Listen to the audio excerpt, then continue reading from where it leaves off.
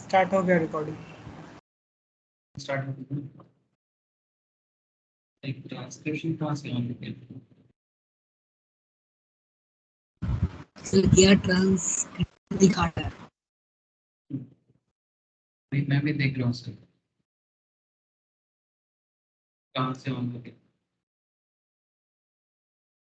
Transcription. देखो तो stop हुआ। Yes sir. ट्रांसक्रिप्शन में जैसे वो यूट्यूब में होता है ना, वैसे इस तरह का मतलब पता नहीं है हिंदी को किस तरह से क्या समझेगा। चलो छोड़ते हैं। अच्छा सर, चलो good evening again to all of you. अच्छा, जैसे कि ये कंपनी लॉ क्लास है सर, है ना? तो लॉ में, कंपनी लॉ में आज क्या पढ़ेंगे सर? सर कंपनी लॉ में ऑलरेडी मैंने लास्ट वीक एक न्यू टॉपिक स्टार्ट किया था एंड उसका नाम था शेयर कैपिटल एंड डिवेंचर, है ना? सर कंपनी लॉ के बारे में जानेंगे और उसमें शेयर कैपिटल और डिवेंचर के बारे में नहीं जानेंगे, ये तो मुश्किल हो जाएगा, है ना? क्योंकि अब सोचो कंपनी चलता कैसे है।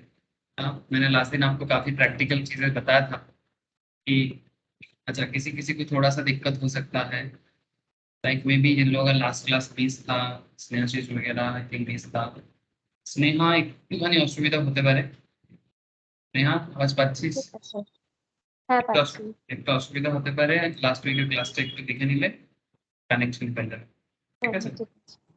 আচ্ছা, ঠিক আছে, শুরু কর, তারপর আস্তে আস্তে বুঝিয়ে দেবো কি হবে। ঠিক আছে। अच्छा, तो basically share capital and debenture ये जो कॉन्सेप्ट है ना, ये कंपनी लॉ में इतना वाइटल क्यों? पहले ये बात एक बार मैं आपको रिकॉल करा दूं। ऑलरेडी मैं लास्ट वीक काफी डिटेल्स में बात किया था, पर एक बार रिकॉल हो जाना चाहिए। सर कंपनी लॉ का जो बेसिक्स है, वो जिन लोगों ने बेसिक्स कर लिया ठीक है, जो नहीं किया वो एक बार बेसिक्स को गो थ्रू करे और फिर बाद में एक बार कंपनी लॉ वापस बेसिक्स में करेगा। लेकिन basics of company law complete होने के बाद जो एडवांस लेवल ऑफ डिस्कशन होता है, जिसमें हम लोग प्रीवियसली एक चैप्टर पढ़े थे सर, प्रॉस्पेक्टस बुक, ठीक है, इशू ऑफ प्रॉस्पेक्टस। अब मैंने आपको ये भी समझाया था कि कंपनी प्रॉस्पेक्टस क्यों इशू करता है ना? और मैंने आपको एक प्रैक्टिकली काफी कॉन्सेप्ट में बात किया था कि कंपनी प्रॉस्पेक्टस इशू करके क्या करता है। ठीक है, चलो मैं स्क्रीन शेयर कर दिया, मैंने आपके साथ स्क्रीन शेयर कर दिया। चलो मैं प्रॉस्पेक्टस आपको, मैं ओरिजिनल प्रॉस्पेक्टस दिखाता हूँ। प्रॉस्पेक्टस किसका दिखाना चाहिए, किसका दिखाना चाहिए? न्यू प्रॉस्पेक्टस देखना चाहोगे? देखो सर, शेयर कैपिटल डिबेंचर को समझने के लिए थोड़ा बैकग्राउंड में जाना जरूरी है। ठीक है सर, क्या होता है ना, ये सब प्रैक्टिकल चीज है। ठीक है, इसको अगर आप मतलब मागअप करोगे, रटोगे, बंगाली में बोले तो मुखस्त करबे, तो ये प्रॉब्लम में डालेगा आपको। मतलब सिर्फ मगअप या रटना या मगअप करना, मुखस्त करना, ये लॉ के लिए बहुत खतरनाक चीज है, क्योंकि आज पढ़ोगे कल भूलोगे।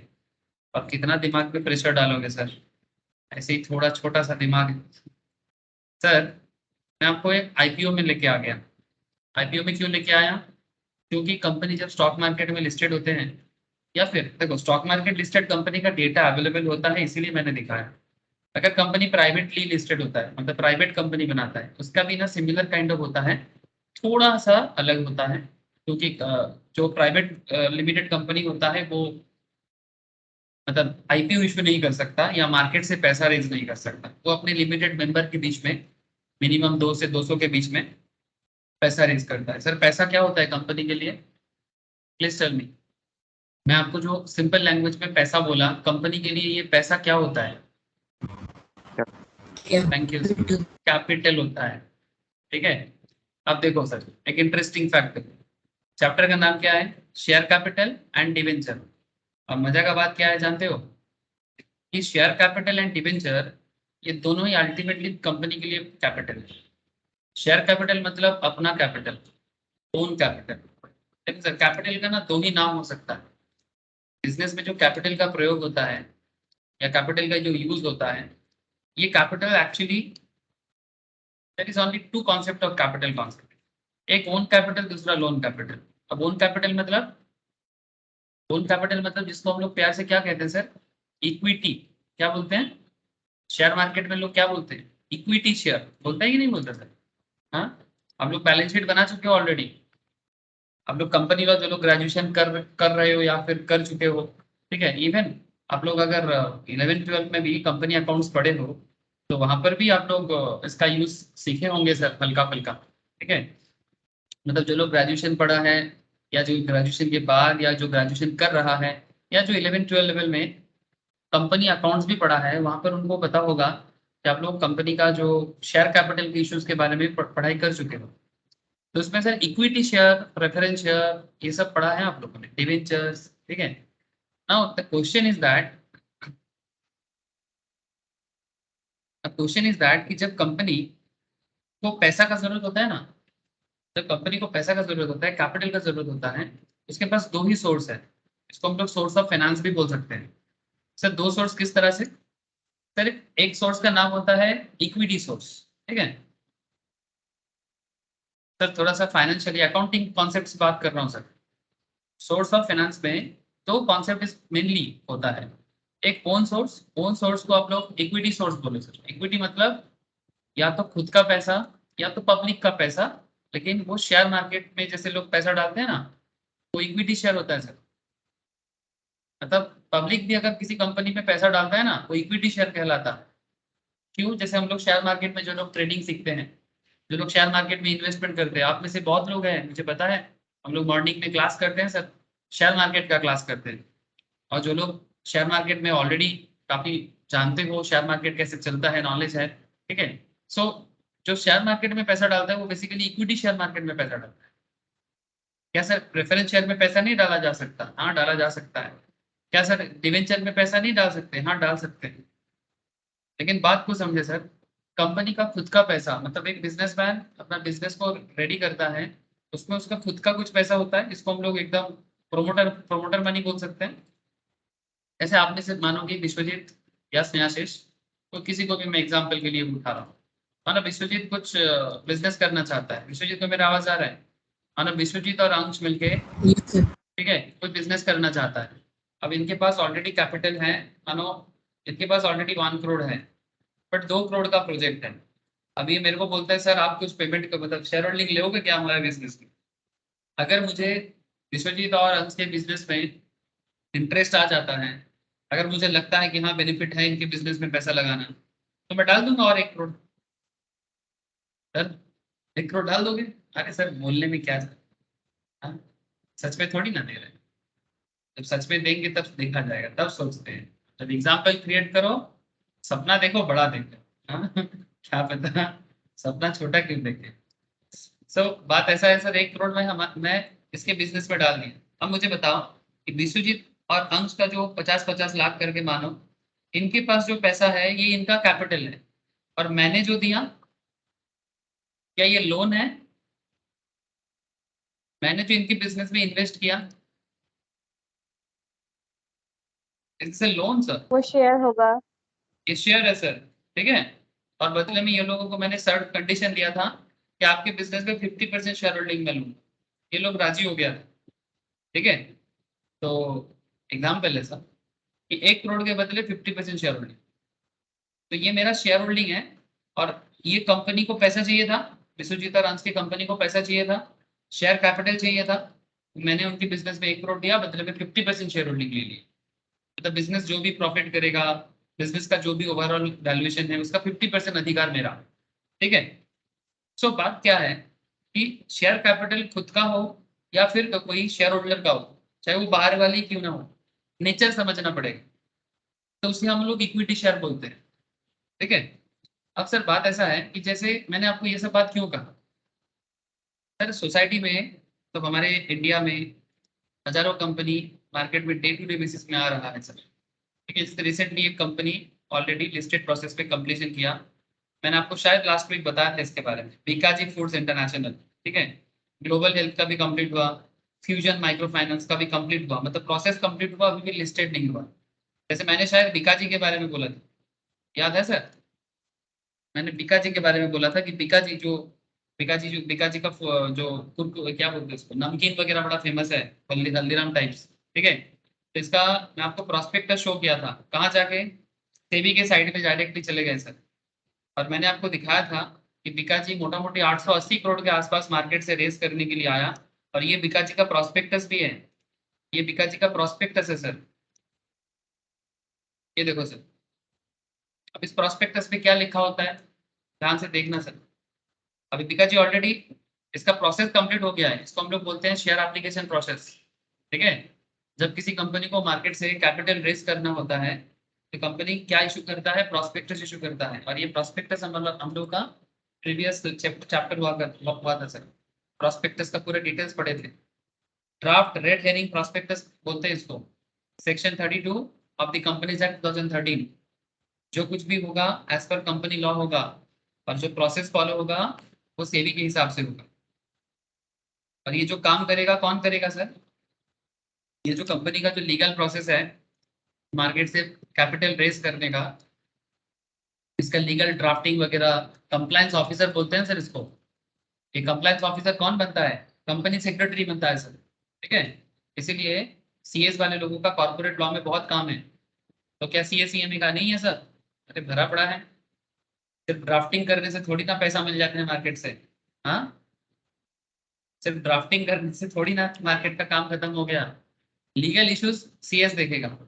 जब एक कंपनी को मार्केट से पैसा चाहिए, जैसे बीकाजी को मार्केट से पैसा चाहिए, इतना शेयर मार्केट से रेज करना चाहते हैं, ठीक है, ऑफर फॉर सेल था, जो ओल्ड शेयर होल्डर थे वो मार्केट से पैसा रेज करके निकलना चाहता था, और कंपनी को करीब 800 करोड़ समथिंग ऐसा जरूरत था। मैंने दिखाया था लास्ट वीक के क्लास में, एक बार वापस रिविजिट करोगे ना आपको वापस याद आ जाएगा।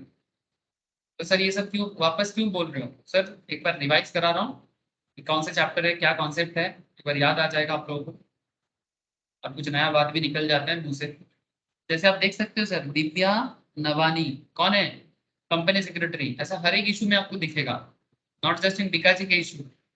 आपको कोई भी लीगल इश्यूज दिखाओ, और भी कंपनीज है जो न्यूली आ रहा है, जैसे ये एक कंपनी है, मैं देख रहा था सुबह पेपर में भी ऐड दिया था इकोनॉमिक टाइम्स में,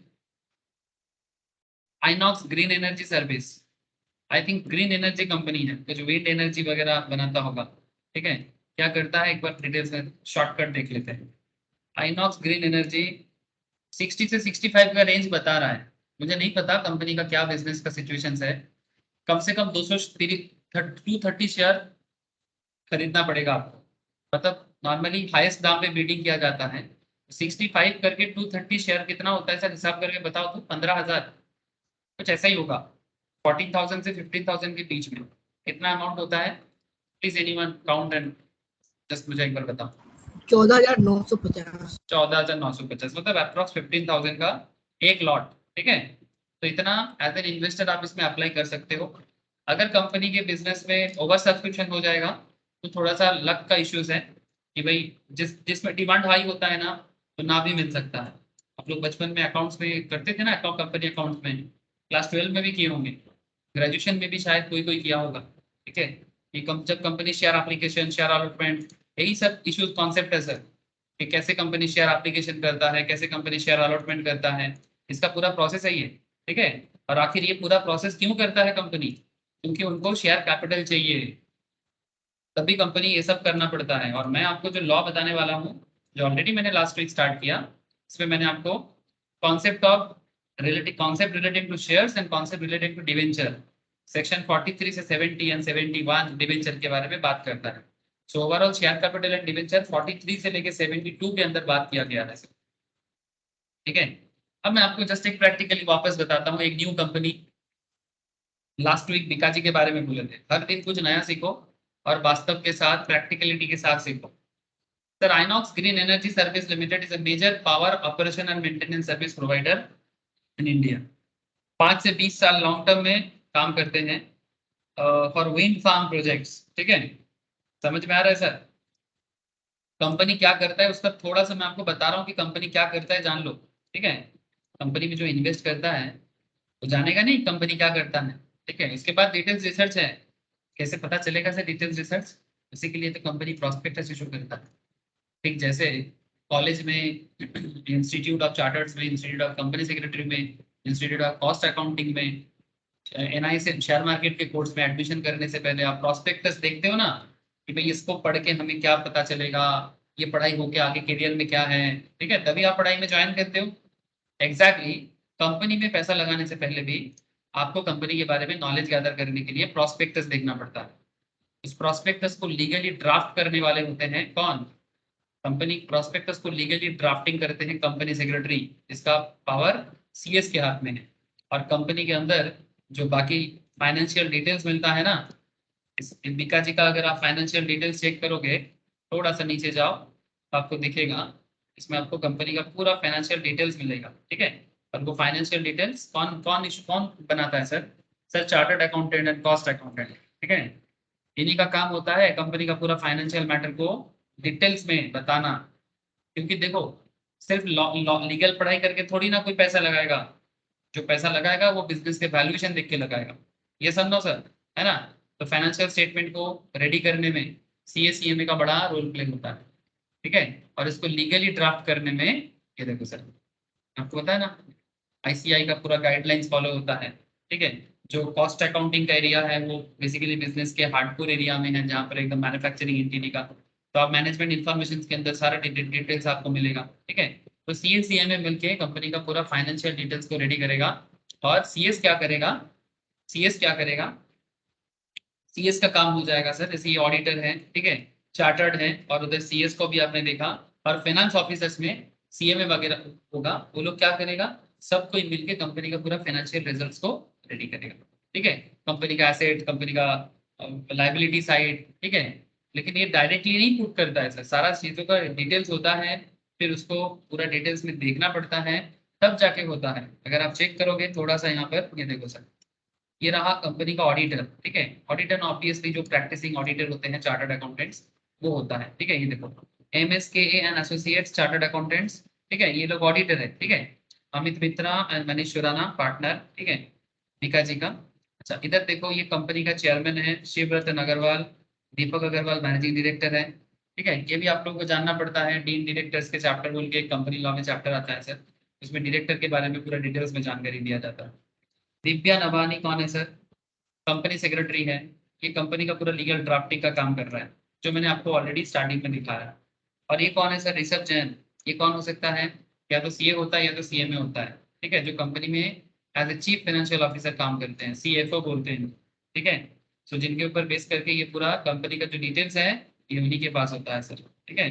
फिर बाद में उसको चार्टर्ड अकाउंटेंट ऑडिट करके फाइनलाइज करता है, और सीएस उसको ड्राफ्टिंग करके डिटेल्स को मार्केट में पैसा रेज करने के लिए लीगल इश्यूज बनाता है। कंप्लायंस ऑफिसर भी कहा जा सकता है, ठीक है। सो ये तीनों मिलके काम करते हैं सर। एक कंपनी किसी अकेले के दम पे नहीं चलता। बिजनेसमैन होते हैं, मैनेजिंग डायरेक्टर होते हैं, प्रोमोटर होते हैं, बट अलॉन्ग विद देम सीएससीएससीएमए का बहुत बड़ा रोल प्ले है।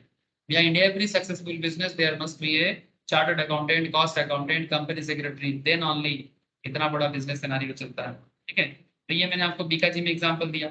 सिमिलरली ये भी कंपनी है, ये आ रहा है मार्केट में अपना पैसा उठाने के लिए, कितना चाहिए इसको, देखने से पता चलेगा कितना जरूरत है इसको।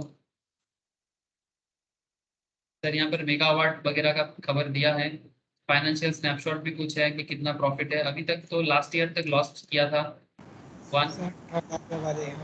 हाँ सर बोलो।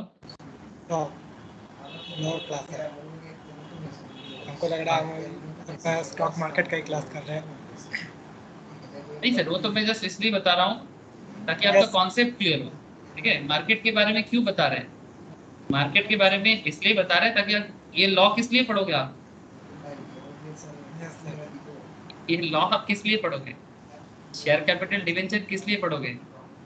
मैं आपको ये क्यों क्यों दिखा रहा हूँ, मार्केट के बारे में थोड़ी ना दिखा रहा हूँ, ठीक है। ये सारा प्रोसेस में देखो, शेयर कैपिटल का पूरा डिटेल्स में पूरा प्रोसेस कैसे बता हुआ है, इशू पीरियड कब है, अलॉटमेंट कब है, ठीक है, credit of share, date of listing, क्यों बोला हुआ है सर? अगर आप ये प्रोसेस को नहीं समझोगे, प्रोस्पेक्टस इशू का चैप्टर अगर एक बार गो थ्रू करोगे तो आपको समझ में आएगा कि प्रोस्पेक्टस इशू का चैप्टर पूरा इशू से लेके अलॉटमेंट का पूरा शेड्यूल को बताता है। मेरे को कोई शौक नहीं लगता कि आप लोगों को बैठे बैठे मार्केट हमेशा बताते रहे, बट कंपनी लॉ हो या कुछ भी सब्जेक्ट्स हो, अल्टीमेटली कहीं ना कहीं घूम फिर के आपको वहीं पर लेके जाता है। हाँ सर, ऐसा थोड़ी है कि मेरे को शौक लग गया कि चलो आपको बैठे बैठे मार्केट के बारे में बता देते हैं, ऐसा नहीं है सर, ठीक है। ये मार्केट में जो कुछ भी होता है उसके पीछे रीजन होता है, तभी आपको लीगली इस सब चीजों को जानना पड़ता है। अब मैं आपको तो बस लास्ट वीक का रिवीजन इसीलिए करा रहा हूँ कि कुछ लोग हैं जो लास्ट वीक का क्लास नहीं किया था या मिस था, ताकि वो कनेक्ट कर पाए, ठीक है, और जो लोग रिवाइज नहीं किया उनको भी थोड़ा कनेक्ट, बस यही रीजन होता है। आप जैसे सोच रहे हो जैसे मार्केट का क्लास क्यों कराऊंगा अभी, मार्केट का क्लास सुबह बोलते बोलते मेरा good evening, good evening, normal good evening, okay sir चलो। अब देखो सर, अब ये इतना सारा बात करने के पीछे रीजन क्या है। अब ये कंपनी का शेयर कैपिटल डिवेंचर का डिटेल्स आपको कहाँ मिलेगा, अकाउंट्स में मिलता है, ठीक है। अब मैं आपको क्यों अकाउंट्स दिखाया, अब बताओ, अब मैं आपको अकाउंट्स में क्यों लेके आया। मुझे शायद अंश पूछ रहा था कि सर ऐसा लग रहा है कि मार्केट का क्लास कर रहे हैं। अब अंश मुझे बता सकते हो कि इसमें मार्केट का डिटेल्स कहाँ है, मतलब शेयर कैपिटल एंड डिवेंचर का डिटेल्स कहाँ है।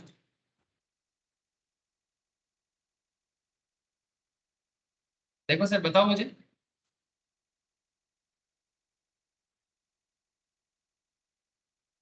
बताओ सर, इसमें कंपनी का शेयर कैपिटल एंड डिवेंचर का डिटेल्स अकाउंट्स में कहाँ है। ये आपके सामने कंपनी का फाइनेंशियल रिपोर्ट है, इसमें कंपनी का शेयर कैपिटल डिवेंचर के डिटेल्स आपको कहाँ मिलेगा। इक्विटी एंड लाइबिलिटीज में। थैंक यू सर, ठीक है, इक्विटी एंड लाइबिलिटी में मिलेगा, ठीक है। अब ये इक्विटी लाइबिलिटी का इंफॉर्मेशन लेके कंपनी क्या करेगा। अब इसके इसमें लीगल पार्ट क्यों आ जाता है कि जब आप इक्विटी लाइबिलिटीज को कंट्रोल करो, ठीक है। अब यहाँ पर आप जब इसका नोट्स में देखोगे ये सब क्या है, एनेक्सर क्यों दिया जाता है। अगर आप इस नोट्स को फॉलो करोगे तो आपको इक्विटी लाइबिलिटी, जैसे यहाँ पर अगर आप चेक करोगे, आप देखो नोट नंबर 18 चेक करो सर, नोट नंबर 18 चेक करो। अगर आप नोट नंबर 18 में जाओगे तो आपको इक्विटी शेयर कैपिटल का डिटेल्स मिलेगा। ये कंपनी कहाँ से पैसा रेज किया, क्यों रेज किया, उस पैसे को लेके क्या करेगा। अजीब बात करते हो आप लोग कभी कभी, हाँ। अगर आपको रटना है तो खुद भी रट सकते हो, लिखा हुआ है सिंपल इंग्लिश में, रटो ना बैठे बैठे, पूरा इतना बड़ा सब चीज है, रटो बैठे बैठे, क्या जरूरत है फिर टीचर का। हाँ सर, तो फिर टीचर का जरूरत क्या है, इतना सारा चीज है। रखना नहीं है, वो बात नहीं है, बात है मैंने कि लीगल पॉइंट्स में रहता है, हाँ बोलो, लॉ बीच में छूट रहा था, इसलिए कहाँ छूटा, कहाँ लॉ। लॉ का पॉइंट क्या बताया अभी अब तक, लॉ में स्टार्ट ही तो नहीं किया, वही बोल रहे हैं। तो लॉ क्यों पढ़ना है, अगर इसको जानने के पीछे का मकसद नहीं पता रहेगा वो तो तो फिर है, क्यों जानना। बट ज़्यादा डीप चले जाते हैं तो एक्स्ट्रा एग्जाम्पल सर हो वो जाता देखो सर, वो किसी का टीचर का अपना तो एक अपना हैबिट तो रहेगा ना। है, वो तो है। आप मुझे कैसे पढ़ाना है, अगर आप ऐसा आप मुझे बताओगे तो फिर आप पढ़ा तो मैं सुनता हूँ, मुझे आपसे कोई दुश्मनी नहीं है सर, तो फिर आप पढ़ो मैं सुनता हूँ, तो आप भी नहीं बताओ है। कैसे पढ़ाएं, आप पढ़ो मैं सुनता हूँ सर।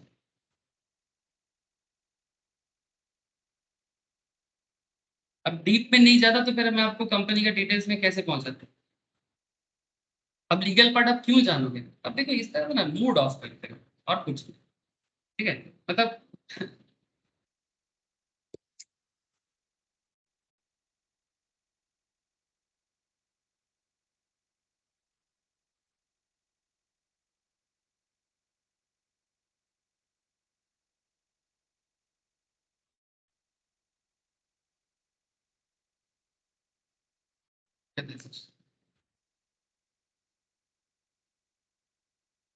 पढ़ के क्या होगा फिर। देखो सर,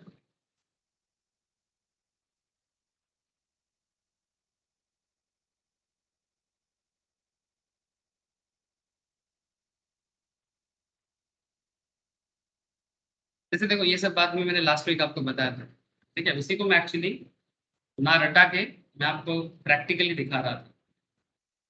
अब ये जो थ्योरी में लिखा है इंग्लिश लैंग्वेज में, इसी को मैं एक्चुअली प्रैक्टिकल वे में समझाने का कोशिश कर रहा था। क्या लिखा है, finance, the lifeblood of running the affairs of a company, can be raised inter alia by issuing shares and debentures. In fact, shares and debentures are financial instruments which help in arranging funds for the company under the Companies Act 2013. They are jointly referred to as securities. इसको security क्यों बोलता है? अब मुझे बताओ sir, इसको security क्यों बोलता है? लास्ट वीक पढ़ाया था मैंने, बोलो सिक्योरिटी क्यों बोलेंगे इसको?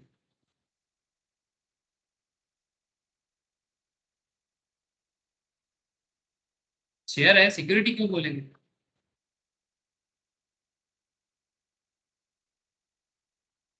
शेयर के अंदर सिक्योरिटीज बड़ा मार्केट है, सिर्फ शेयर नहीं आता उसके अंदर, स्टॉक डिवेंचर सब आ जाते हैं। शेयर क्यों नहीं? तो क्या शेयर सिक्योरिटी नहीं है सर?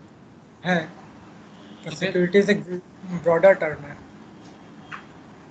सिक्योरिटीज के अंदर शेयर्स भी है सर, सिक्योरिटीज के अंदर बॉन्ड भी है, सिक्योरिटीज के अंदर डिवेंचर भी है, ठीक है, सिक्योरिटीज के अंदर प्रेफरेंस शेयर्स भी है, सब आता है सर, ठीक है। तो इसीलिए पूरा कॉन्सेप्ट को एक साथ में सिक्योरिटीज करना है। अब सिक्योरिटीज की, इसको सिक्योरिटी देने वाला भी कोई है कि हमारा पैसा, पब्लिक का पैसा जब मार्केट में जाता है, अब सिर्फ क्या शेयर में जाता है, बॉन्ड में भी जाता है, डिवेंचर में भी जाता है। अब बोलो कैसे बॉन्ड में या डिवेंचर में पैसा जाता है, बता सकते हो? अब इसके लिए मुझे प्रैक्टिकली बताना पड़ेगा, नहीं या तो कैसे बताऊंगा मैं आपको? बॉन्ड डिवेंचर कैसे कंपनी में जा सकता है, मार्केट में कैसे खरीद सकते हैं, या मार्केट कैसे बॉन्ड को इशू करता है? अगर मैं आपको प्रैक्टिकली इस चीज को ना दिखाऊं तो आप कितना रटोगे सर? अब जब आप खुद पढ़ोगे तो आपको ऑटोमेटिकली सब चीज कनेक्टेड हो जाता है सर। यही तो चीज मैं दिखा रहा था आपको। जैसे मैं शेयर के लिए शेयर मार्केट दिखाया, लेकिन मैं शेयर मार्केट में थोड़ी आपको ट्रेडिंग दिखा रहा था, कैंडलस्टिक दिखा रहा था, मैं आपको कंपनी का अकाउंटिंग डिटेल्स दिखा रहा था, जिसमें सीए में क्या काम करता है वो दिखा रहा था, और उसके पीछे का जो लीगल वजह है मैं उसको समझा रहा था। अब इंस्टीट्यूट भी तो वही चाहते हैं कि आप बैकग्राउंड को समझे, तो फिर ये इंट्रोडक्शन में इंस्टीट्यूट की ये सब बात करने का क्या जरूरत है सर? इंस्टीट्यूट इतना सारा लाइव ब्लड ऑफ बिजनेस बोलने का क्या जरूरत है? डायरेक्टली सेक्शन में आ जाएंगे, इस सेक्शन में ये लिखा हुआ है, सेक्शन 43 ये बोलता है, सेक्शन 48 ये बोलता है, सेक्शन 2 सबसेक्शन 84 ये बोलता है। इंस्टीट्यूट भी डायरेक्टली स्टार्ट कर देता।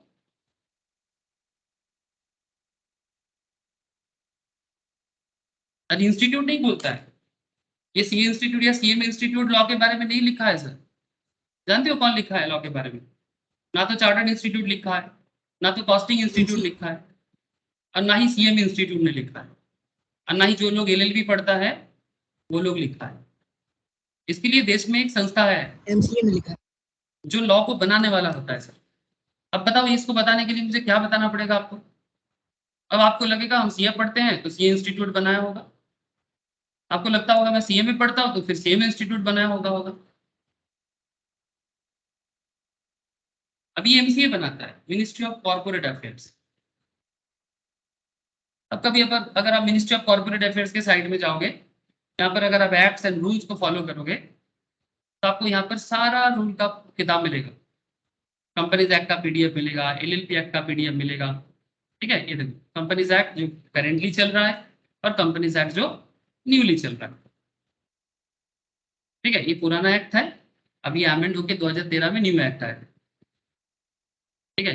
अब कंपनीज एक्ट 2013 के जाओगे तो यहाँ पर आपको पूरा ओरिजिनल पीडीएफ मिलेगा।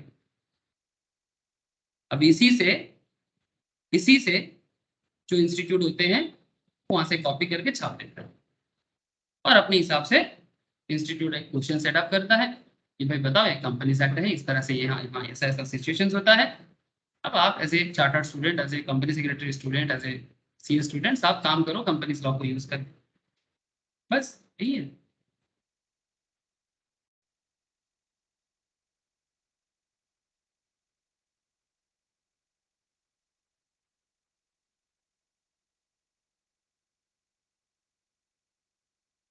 देखो सर आगे देखो। अच्छा जैसे कि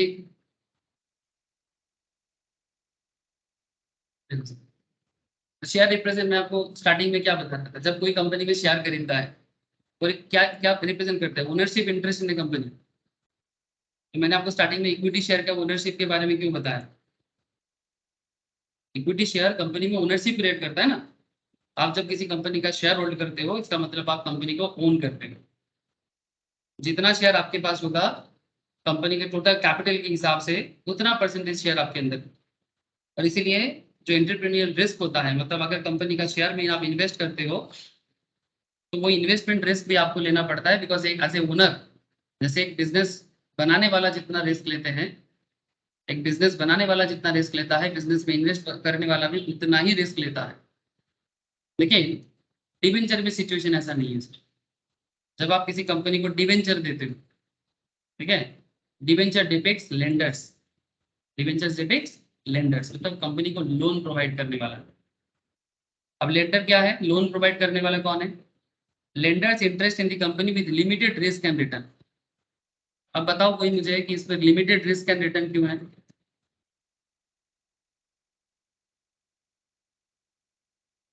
शेयर के केस में रिस्क एंटरप्रेन्योरियल रिस्क है। एंटरप्रेन्योरियल रिस्क मतलब हाई रिस्क, पैसा डूब सकता है। बट डिवेंचर के केस में लिमिटेड रिस्क है, रिटर्न भी लिमिटेड मिलेगा आपको। अब मैं इसको कैसे समझाऊं? आप मुझे समझाओ सर।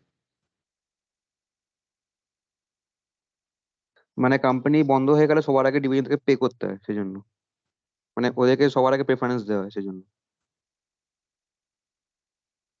बस यही यही कॉन्सेप्ट है सर कि कंपनी बंद हो जाएगा तो क्या होगा, इसी के लिए। So interest हाँ इंटरेस्ट मिलते रहते हैं, जैसे 9% इंटरेस्ट, 9% डिवेंचर ऐसा। हाँ, तो फिक्स रेट में होता है, इट्स ट्रू।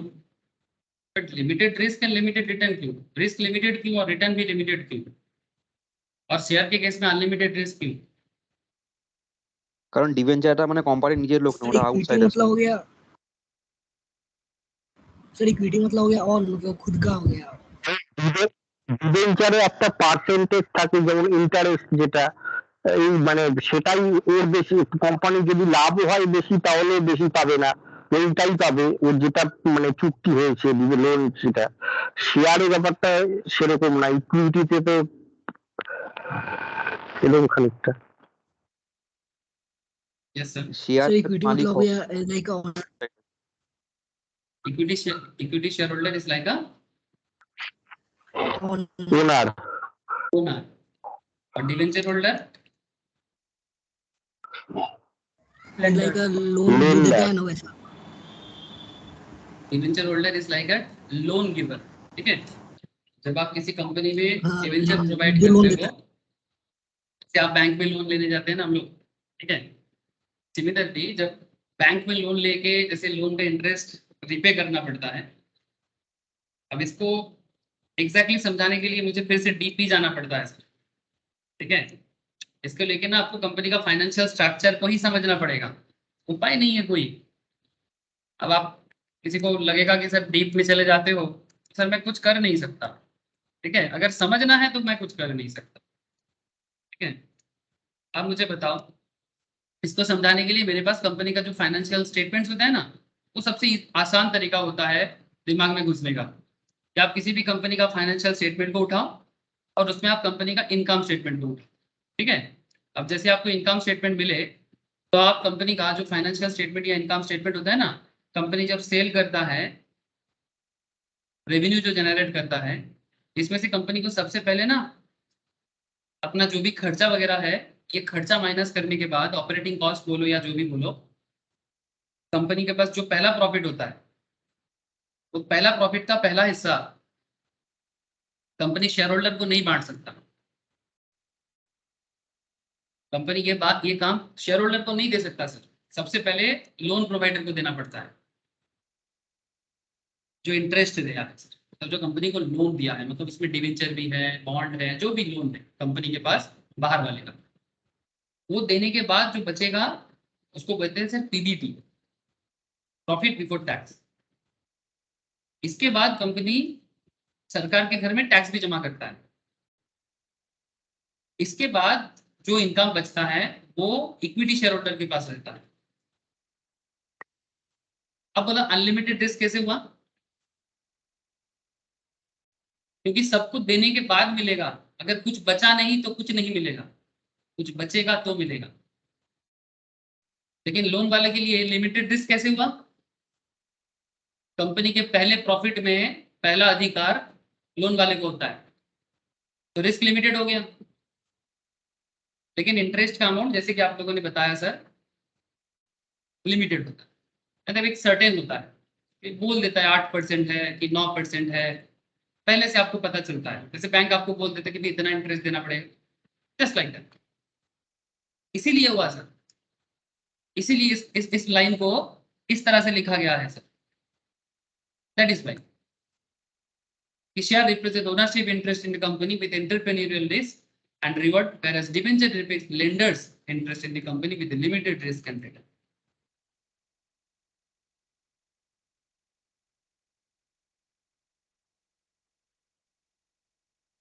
हर लाइन का मतलब होता है सर, और हर लाइन के मतलब के पीछे एक डिटेल्स रीजन होता है, बस इसीलिए थोड़ा सा भूल जाते हैं। मैं मानता हूँ कि बोलते बोलते मैं कभी कभी पर ज्यादा भी बोल देता हूँ, ये सही नहीं है।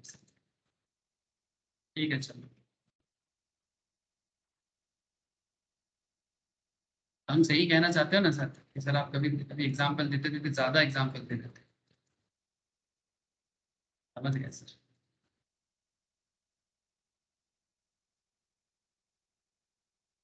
अच्छा चलो सर, अच्छा ये सब मैंने जो भी बताया अभी आपको कि शेयर कैपिटल का टाइप्स, ठीक है, इसमें मैंने लास्ट वीक भी मैंने आपको बताया था कि शेयर क्या है और स्टॉक में की स्टॉक के बीच में डिफरेंस क्या है।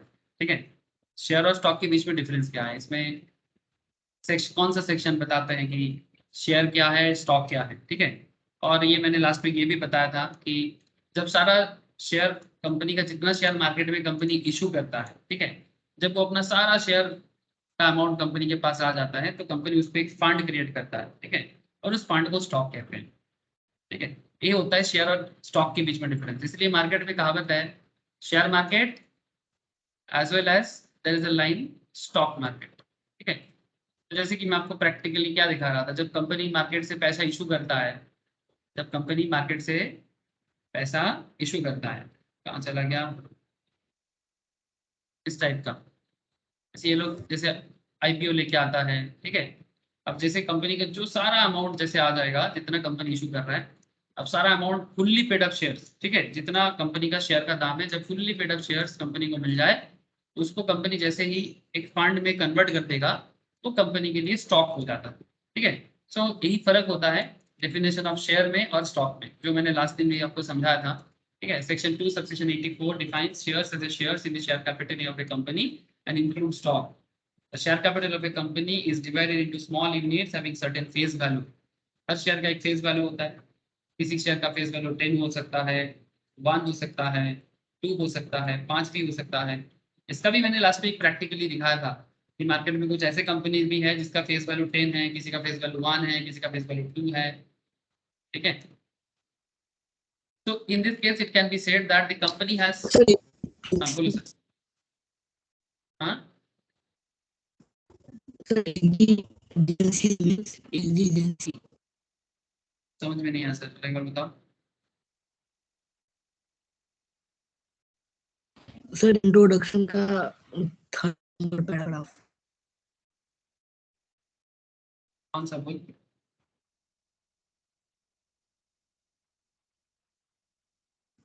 Sir, third paragraph का जो है ना sentence के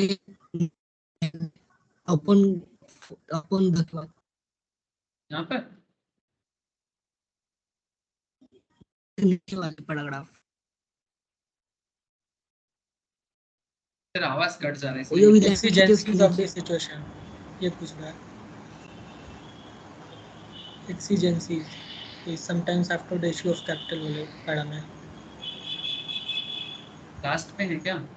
अच्छा थर्ड। अच्छा।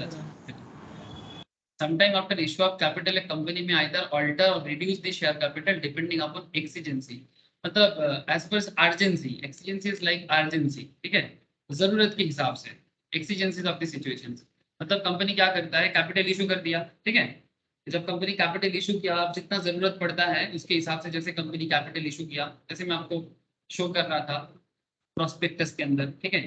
अब जैसे प्रोस्पेक्टस के अंदर कंपनी जैसे ही बोल दिया कि मुझे इतना फंड का जरूरत है, अब company as per the situation जैसा किया, अब शेयर कैपिटल इशू कर दिया, लेकिन उसके बाद कंपनी ये डिसाइड कर सकता है कि मुझे इतना जरूरत नहीं है, तो कंपनी अपना शेयर कैपिटल का जो इशू का कॉन्सेप्ट है, ठीक है, कंपनी में आइदर ऑल्टर और रिड्यूस दी शेयर कैपिटल, ठीक है, मतलब वो अपने इशू साइज को कम कर सकता है, ठीक है। कंपनी के पास इशू का साइज बड़ा हो सकता है, लेकिन अगर कंपनी को बीच में लगता है कि नहीं मेरे को इतना कैपिटल का जरूरत नहीं है, ठीक है, या फिर और ज्यादा जरूरत है, तो ये बीच में जो कंपनी करता है एज पर the exigencies of the situations, the company has to follow the requisite provisions for alteration and reduction of share capital.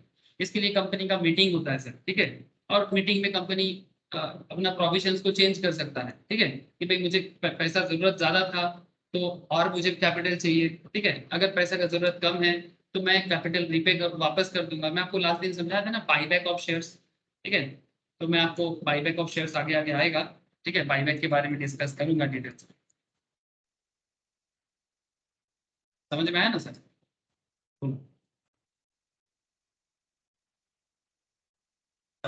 Yes, sir.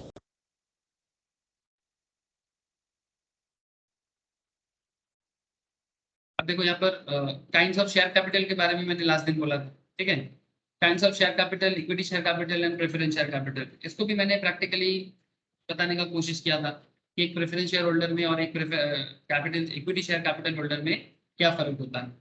इसमें वोटिंग राइट्स के बारे में भी मैंने आपको बताया था कि जैसे एक होता है आपका डिफरेंशियल वोटिंग राइट्स, इसके ऊपर बेस करके कितना शेयर आप कंपनी को इशू करते हो, डिपेंड ऑन दैट कि वोटिंग होता है सर। लास्ट वीक का डिस्कशन था, एक बार वापस गो थ्रू कीजिएगा सर, ठीक है।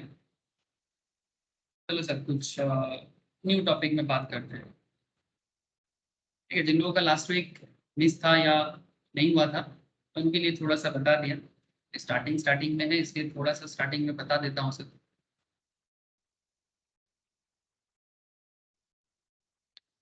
Certificate of shares, certificate of share section 46, हाँ सर, इसके बारे में मैंने बताया था कि जब शेयर आप होल्ड करोगे तो उसमें आपको सर्टिफिकेट मिलेगा। हाँ, सर्टिफिकेट जो मिलता है आपको,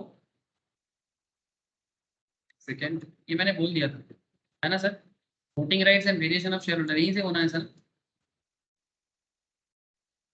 लास्ट वीक आई थिंक मैंने सर्टिफिकेट तक बताया था। हेलो, याद है सर आप लोग? सेक्शन 46 तक मुझे जितना याद आ रहा है मैंने 46 तक बातचीत किया था। अब चलो voting rights and variation of share holders rights section 47 and 48 में थोड़ा बात करते हैं। तो जैसे कि आप लोग देख पा रहे हो सेक्शन 47 में वोटिंग राइट्स के बारे में बात हो रहा है sir. Voting rights of member holding equity share capital, voting rights of member holding preference share capital and proportion of voting rights. अब इसमें आपको मुझे अगेन कुछ कॉन्सेप्ट से बात करना पड़ेगा। मैं आपको लास्ट दिन एक दिखाया था कि voting right normally ordinary share holding process जो होता है, ठीक है, और एक होता है डिफरेंशियल वोटिंग राइट्स, दोनों दिखाया जाता है। जैसे मैं आपको टाटा मोटर्स का शो किया था, टाटा मोटर्स का दोनों तरह का शेयर कैपिटल मार्केट में शेयर मार्केट में अवेलेबल है। आप चाहो तो टाटा मोटर्स का टाटा मोटर्स डीबीआर, ठीक है, ये डिफरेंशियल वोटिंग राइट्स वाला शेयर है। मैंने आपको दिखाया था कि टाटा मोटर्स का आपको दोनों अवेलेबल होगा मार्केट में, एक टाटा मोटर्स डीवीआर, ठीक है। डीवीआर में क्या होता है, हो सकता है कि आपके पास किसी कंपनी का 100 शेयर हो, ठीक है, आप डिपेंड करेगा कंपनी का जो डिटेल्स प्रॉस्पेक्टस वगैरह होता है ना उसमें लिखा रहता है कि कितना शेयर होल्ड करने में आपका कितना वोट काउंट होगा, ठीक है। तब 10 शेयर होल्ड करने से शायद आपको एक काउंट करने को मिले, या 5 शेयर होल्ड करने में एक काउंट हो, ठीक है, डिफरेंशियल वोटिंग राइट। अब आप बोलोगे सर वोटिंग इतना इंपॉर्टेंट क्यों है, तो मुझे बता सकते हो एक वोटिंग राइट्स क्यों इतना इंपॉर्टेंट है कंपनी के मैटर में? वोट से क्या होता है? क्या प्राइम मिनिस्टर चूज करेंगे?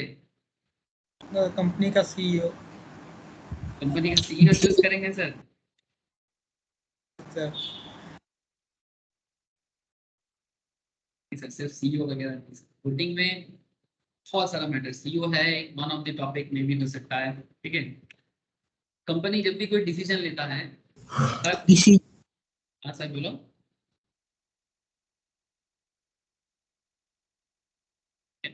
जब भी कंपनी कोई डिसीजन लेता है, किसी भी मैटर पे डिसीजन हो सकता है, कंपनी के ग्रोथ के ऊपर डिसीजन हो सकता है, कंपनी के डिविडेंड डिक्लेरेशन के बारे में डिसीजन हो सकता है, इसमें कंपनी एक वोटिंग कॉन्सेप्ट देता है। जैसे मैं एक चैप्टर आएगा आप लोग का जो जनरल मीटिंग, ठीक है, वोटिंग के ऊपर स्पेशल टॉपिक होगा, ठीक है, ये वोट कितना तरह का हो सकता है, किस तरह से वोट चलता है कंपनी के अंदर, एनुअल जनरल मीटिंग क्या होता है, एक्स्ट्राऑर्डिनरी जनरल मीटिंग क्या होता है, ठीक है, इसमें अलग अलग मैटर में ना मीटिंग होता है, फिर मीटिंग में किसी मैटर में डिस्कशन होता है, फिर उस डिस्कशन के ऊपर जितना कंपनी का रजिस्टर्ड मेंबर होता है उनको वोट देने का अधिकार होता है, ठीक है, और उस अधिकार को प्रूव करने के लिए कि कौन क्या कर सकता है नहीं कर सकता है, तो कंपनी के बहुत सारे डिसीजन चेंज हो सकता है, ठीक है, कंपनी जितना सारा डिसीजन लेना चाहता है उसका अलग अलग डिसीजन बन सकता है। तो अगर कंपनी कभी देखता है कि भाई इतना राइट अगर लोगों के हाथ में चले जाए तो हो सकता है कि हम लोग डिसीजन ही ना ले पाए, ठीक है। तो जैसे कभी कभी सेंट्रल गवर्नमेंट के केस में आप लोग देखेंगे कि अगर किसी मैटर में वो लोग डिसीजन नहीं ले पाता, क्योंकि हो सकता है कि सपोर्ट नहीं मिल रहा है, वोट नहीं मिल रहा है, so there are lots of criteria, ठीक है। इसीलिए वोटिंग राइट को लेके ना कंपनी बहुत सीरियस हो जाते हैं। इसीलिए कभी कंपनी के पास भी ऐसा ऑप्शन आ जाता है कि हम दोनों तरह का शेयर इशू करें, ठीक है, इसलिए वो डीबीआर भी इशू करता है, मतलब डिफरेंशियल वोटिंग राइट वाला कॉन्सेप्ट भी इशू करता है, और अलोंग विद दैट वो नॉर्मल ऑर्डिनरी शेयर, मतलब एक शेयर एक वोट, इस तरह का भी वो करता है, ठीक है। डिपेंड करता है कंपनी किस तरह से वोटिंग करेगा, ये मैं आपको वोटिंग चैप्टर में ही डिटेल्स में बता पाऊंगा, उसमें मतलब मैनेजमेंट एंड एडमिनिस्ट्रेशन का एक चैप्टर आता है, उसमें डिटेल्स में मुझे मौका मिलता है बात करने का। अच्छा, तो क्या देर तक सही चल।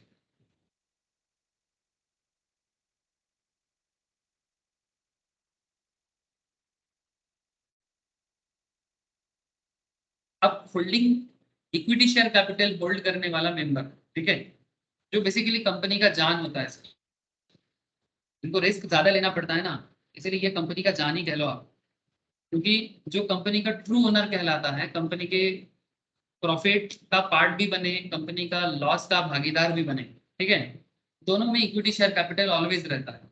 सो voting rights of member holding equity share capital, इसमें सेक्शन 47 सबसेक्शन 1 में कहा गया है subject to the provision of section 43 section 50 subsection 2 and section 188 subsection 1, जहां पर ये सारा मिला के बोला गया, अलग अलग जगह मिला के, every member of A company limited by shares. अच्छा, फिर से सवाल आ जाता है सर, ये बेसिक सवाल है, limited by shares means basics of company law है ये, बोलो लिमिटेड बाय शेयर का मतलब क्या होता है?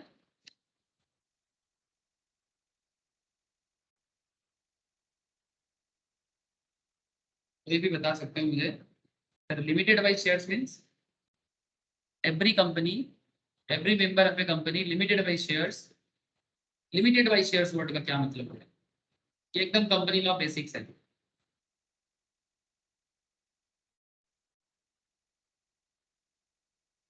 सर जब कंपनी वाइंड अप होगा तो उसको पैसा नहीं देगा, वो जितना बचा हो उतना ही देगा, उससे ज्यादा नहीं देगा। फिर वाइंड अप के टाइम पे जो होता है वो तो गारंटी होता है, limited by guarantee. Wind up से पहले मतलब वाइंड अप या उससे पहले शेयर्स के अमाउंट, एक जन बताओ सर, एक जन बताओ। लायबिलिटी लिमिटेड हो जाता है शेयर्स के अमाउंट जितना। सर मतलब कैसे होता है, लायबिलिटी लिमिटेड हो जाता है शेयर के मामले में, कैसे होता है? अगर उसका मतलब 10 रुपए अगर शेयर है और उसने 5 रुपए दे दिए, इसको 5 रुपए बाकी, तो उस 5 रुपए देगा, उसके अलावा 1 रुपया नहीं देगा। Very good sir. बेसिकली मानो कि कंपनी ने मार्केट से कुछ लोन लिया, ठीक है, अब कंपनी ने लोन लिया क्योंकि कंपनी एक सेपरेट लीगल एंटिटी है, क्योंकि आप लोगों को पता है ना सर, ये कंपनी का एकदम बेसिक जो सिखाया जाता है कि कंपनी का कैरेक्टर, ठीक है, कि कंपनी कौन है, उसका क्या कैरेक्टर है, ठीक है, कंपनी और मेंबर के बीच में क्या रिलेशन है, ये सब एकदम बेसिक पे बताया जाता है सर। तो उसमें ये चीज एकदम क्लियरली बताया गया कि अगर कोई कंपनी लिमिटेड बाय शेयर्स है तो उसका लिमिटेड लायबिलिटी कॉन्सेप्ट काम करता है। दैट मीन्स जो भी मेंबर कंपनी में जितना शेयर होल्ड करेगा, अगर उसका कोई पर्टिकुलर, सपोज कंपनी में उसको 10% करके 10,000 शेयर देना था, मतलब 10,000 शेयर 10% करके उसको कंपनी को पे करना था, या 1,00,000 शेयर 10% करके पे करना था। उसने मानो एप्लीकेशन में 2% दिया था, अलॉटमेंट में 3% दिया था, ठीक है, फाइनल कॉल में और 2% दिया था, 3 2 5 2 7% कंपनी को दिया, बट अभी भी 10% में से 7% ही कंपनी को उसने पेमेंट किया। मतलब 1 लाख इंटू 7 लाख दिया, उसको देना चाहिए था 10 लाख।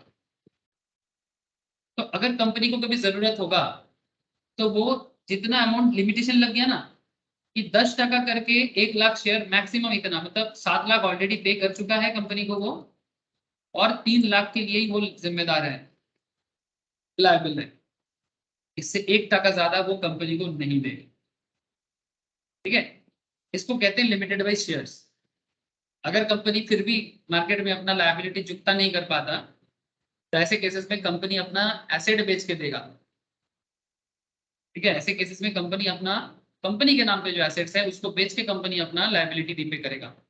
ऐसे इसका और भी डिटेल्स मैंने बेसिक्स में जहाँ पर ये सब चीज़ों को चर्चा करने का मौका मिलता है ज़्यादा, मैंने बात करके रखा।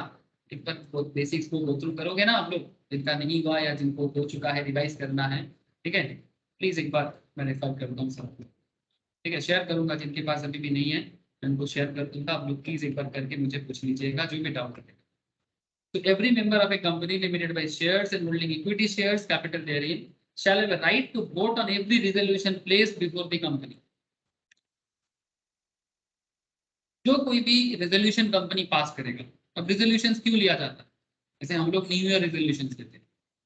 अब न्यू ईयर रेजोल्यूशन क्यों लेते हैं? कि आप कहीं आगे से ये सब गलत काम नहीं करेंगे, हाँ जो भी। सिमिलरली अब गलत काम हम लोग सोचते हैं, अच्छा क्या करेंगे वो भी सोचते हैं। सिमिलरली कंपनी को भी ना अलग अलग डिसीजन लेना पड़ता है बिजनेस को डेवलपमेंट के लिए। ठीक है, तो वो जो भी रेजोल्यूशन लेते हैं बिजनेस के फ्यूचर के बारे में, उसके ऊपर वो मेंबर का वोट मांगता है। ठीक है, अब उसमें मेंबर लोग जितना कंपनी का रजिस्टर्ड मेंबर है, इक्विटी शेयर होल्डर है, उसको वोट देना पड़ता है, और उसके ऊपर बेस करके वो पर्टिकुलर रिजोल्यूशन पास होगा नहीं होगा ये डिसीजन लिया जाता है। अब उसमें भी वोटिंग में आपको मैं डिटेल्स में बात कर पाऊंगा कि कितना परसेंटेज वोट होने से रिजोल्यूशन पास होता है, कितना परसेंटेज नहीं होने से रिजोल्यूशन पास नहीं हो पाता है। इसका अलग चैप्टर आएगा, तब मैं आपको वोटिंग से थोड़ा ज्यादा जोड़ सकता हूँ। अच्छा, his voting right on a poll shall be in proportion to his shares. मतलब उसका जो वोटिंग काउंट होगा उसका प्रोपोर्शन ऑफ शेयर्स के ऊपर बेसिस में, मतलब वो कंपनी का कितना परसेंटेज शेयर होल्ड करता है। ठीक है, paid up equity share capital, मतलब उसने कंपनी में कितना शेयर, टोटल कंपनी का शेयर कैपिटल अगर 100 है, अगर उसमें उसका 1% है तो उसका वोट शायद 1 काउंट हो। अब डीबीआर के केस में अलग होता है, मतलब डिफरेंशियल वोटिंग राइट में कंपनी शेयर देने से पहले डिसीजन ले लेता है कि कितना परसेंटेज में कितना वोट काउंट करेगा। ये डिफरेंस होता है sir, equity share capital with ordinary equity share holder and differential voting rights वाले equity share holder. Differential voting rights में company differential voting right provide करते हैं इक्विटी वाले को कि उसका परसेंटेज ऑफ होल्डिंग के बेसिस में अगर वो 10% होल्ड करता है तो हो सकता है कि ठीक है आप कंपनी का 100 में से 10% शेयर होल्ड करते हो, बट आपका वोट का काउंटिंग हम लोग 5% करेंगे। ये कंपनी जब शेयर प्रोवाइड करता है किसी को तो उसमें डीवीआर के केस में वो डिटेल्स में बता देता है जो लिखा रहता है। ठीक है, अब इसके लिए आप लोग, कितना परसेंटेज? हाँ सर वो प्री डिसाइडेड होता है। ठीक है, कि आपका वोट कितना काउंट होगा नहीं होगा ये सब प्री डिसाइडेड होता है तो डीबीआर के केस में। नॉर्मल केस में वो इसीलिए सर यहाँ पर लॉ में देखो डायरेक्टली तो इतना सारा बात तो प्रैक्टिकल में क्या करेगा ये तो नहीं पता, बट लॉ इसको प्रोपोर्शनेट के हिसाब से बताता है। His voting right on a poll shall be in proportion to his shares in the paid up equity share capital of the company. Similarly अब बात आती है सर क्या प्रेफरेंस शेयर कैपिटल कंपनी के वोटिंग मेंबर बन सकता है? Company के जो फाइनेंशियल डिसीजन मेकिंग होता है क्या उसमें preference share holder voting member बन सकता है? सर नॉर्मली ना प्रेफरेंस शेयर वोट नहीं दे सकते, लेकिन सब स्पेशल केसेस में दे सकते। मतलब ये लॉ भी गजब है, कभी हाँ बोलता है तो कभी ना बोलता है। According to section 47 subsection 2, every member of a company limited by shares who is holding any preference share capital shall in respect of such capital have a right to vote only on resolution placed before the company which directly affect the right attached to his preference share। मतलब अगर preference share categories में कुछ matter है तो ऐसे cases में वो लोग वोट दे सकता है, but not in all cases. अब ऐसा क्यों? ऐसा इसलिए क्योंकि जो प्रेफरेंस शेयर होल्डर होते हैं वो कंपनी का प्रेफर्ड शेयर होल्डर होता है। Preference share holder fixed amount में काम करता है कि भाई जो मानो कि कोई प्रेफरेंस शेयर मार्केट में इशू करता है कंपनी, कंपनी को 1 लाख चाहिए, बदले में वो क्या बोलता है, जो भी कंपनी को प्रेफरेंस शेयर देगा ये थोड़ा सा फिक्स रेट में। अब कोई बोलेगा सर ये तो डिवेंचर जैसा हो गया, कंपनी के साथ ऐसा डील होता है प्रेफरेंस वालों का कि 12% प्रेफरेंस शेयर मिनिमम 1 लाख आप कंपनी को प्रोवाइड करते हो। सर 12% फिक्स रेट कुछ लोन जैसा साउंड नहीं हो रहा है, लोन भी तो फिक्स रेट में चलता है। तो फिर कोई मुझे बता सकते हो कि सर प्रेफरेंस शेयर और डिवेंचर में क्या फर्क है? जब कंपनी होता है तो डिवेंचर को पेमेंट होता है, उसके बाद प्रेफरेंस शेयर को इक्विटी। और थोड़ा सा स्पेसिफिक करके विश्वजीत ने मुझे जो बताया कि सर पहले कंपनी जब लिक्विडेट होता है या वाइंडिंग अप होता है तो पहले डिवेंचर को देना पड़ता है, फिर प्रेफरेंस को, फिर इक्विटी को। चलो ये ठीक है, फिर कुछ और स्पेसिफिकली बोल पाओगे? कोई भी प्लीज ट्राई करो। ডিবেঞ্চার অনেক সময় অনেক কোম্পানি চায় না ইস্যু করতে, কারণ ওই কোটা মানে সেটা করলে ইন্টারেস্ট বেড়ে যেতে পারে অনেক কোম্পানি। हाँ सर, ये ठीक नहीं हो सकता। मैं आपको ये नहीं पूछा, मैंने आपको पूछा कि प्रेफरेंस शेयर और डिवेंचर में फर्क क्या है। कंपनी इशू करना नहीं चाहता है, रेयरली इशू करता है, दैट्स द डिफरेंस। লোন দিতে চায় না হয়তো, ডিবেঞ্চার তো লোন হোল্ডার হচ্ছে, আর প্রেফারেন্স শেয়ার তো মানে কোম্পানির নিজস্ব মানে যেহেতু শেয়ার, শেয়ার তো মানে মালিকই হয় এক ধরনের। हाँ, share is owner. My hmm. Question is that कि डिवेंचर के साथ प्रेफरेंस शेयर का क्या डिफरेंस होता है? मतलब प्रेफरेंस शेयर भी फिक्स रेट में होता है, डिवेंचर भी फिक्स रेट में होता है। ওই একটা একটা লোন একটা শেয়ার, ডিবেঞ্চারটা লোন হলো আর ওটা শেয়ার হলো। सर वो तो बंगाली हो गया, मतलब इट्स जस्ट एक मतलब इंग्लिश का आप बस एक मतलब बता रहा हूँ कि भाई डिवेंचर मतलब लोन, प्रेफरेंस शेयर मतलब share. What is the main difference? Preference share में कुछ राइट्स मिलता है कंपनी में शेयर होल्डर को, डिवेंचर में नहीं होता है, सिर्फ अपना अमाउंट रिकवर करने का राइट होता है। किसको राइट होता है? प्रेफरेंस शेयर को राइट होता है। प्रेफरेंस शेयर को कंपनी में कुछ रेजोल्यूशंस में राइट मिलते हैं वोट के, बाकी और डिवेंचर में कोई राइट नहीं होता है, सिर्फ अमाउंट रिकवर करने का राइट होता है, वर्किंग्स में पार्ट হ্যাঁ, नहीं ले सकते। আউটসাইড আর এটা যেহেতু মানে ইনসাইড আছে এই জন্য। अच्छा, ये एक अच्छा आप लोगों ने बताया, वेरी गुड। ठीक है, ये गुड কি पॉइंट आप বলতে लोगों ने पूछा। ठीक है, ये बहुत ही अच्छा एक पॉइंट आप लोगों ने। ठीक है, विश्वजीत का जो पॉइंट था वो भी सही था। ये पॉइंट भी एक अच्छा है कि भाई डिवेंचर होल्डर आउटसाइडर होता है, उनके कंपनी के मैटर में कोई भी रोल प्ले करने का मौका नहीं मिलता। ठीक है, तो वोटिंग वगैरह तो डिवेंचर वाले को बिल्कुल नहीं है। ठीक है, वोटिंग राइट्स तो उनको बिल्कुल नहीं मिलता। ठीक है, लेकिन शेयर कैपिटल वाले को, प्रेफरेंस शेयर वाले को कुछ मैटर पे मौका मिलता है, स्पेशली जब उनका राइट का बात आता है। ठीक है, लेकिन कंपनी का बड़े इश्यूज में ना प्रेफरेंस शेयर का बात सुना नहीं जाता। जब कंपनी का बड़ा मैटर होता है ना, उसमें प्रेफरेंस का भी उतना रोल प्ले नहीं होता, क्योंकि उनको बस अपना इंटरेस्ट लेके मतलब है, ज्यादा मतलब नहीं रखता वो। मतलब अगर किसी को है किसी भी मैटर पे, दैट इज इक्विटी वाले को। कंपनी का अच्छा बुरा भला उन्हीं को पता है। अब इसके पीछे ना एक रोल प्ले होता है, इसके पीछे और एक रोल प्ले होता है। डिवेंचर और प्रेफरेंस के बीच में एक बहुत बड़ा डिफरेंसेस है, जो इस दोनों को एग्जैक्टली फर्क करा देता है सर। और वो फर्क ये है कि जब कंपनी का फाइनेंशियल डिस्ट्रीब्यूशन होता है ना सर, कंपनी अपना जो भी अर्निंग करता है, इस अर्निंग का जो डिस्ट्रीब्यूशन होता है, इस अर्निंग डिस्ट्रीब्यूशन में भी इनके बीच में एक बहुत बड़ा फर्क है, और वो लॉ से ही आया है। फाइनेंस जो कुछ भी करता है लीगल मैटर को फॉलो करके करता है। अगर लॉ में कुछ नहीं है तो फाइनेंस ऐसा ट्रीट नहीं करता है। ये जो कुछ भी बात मैं फाइनेंस में आपको कनेक्ट करता हूँ, इसके पीछे रीजन है कि लॉ ऐसा बात करता है। लॉ ये भी बोलता है कि जब कंपनी मार्केट से रेवेन्यू कमाता है, तो थोड़ा बंद करो, जब कंपनी मार्केट से रेवेन्यू कमाता है, किसका प्रॉब्लम?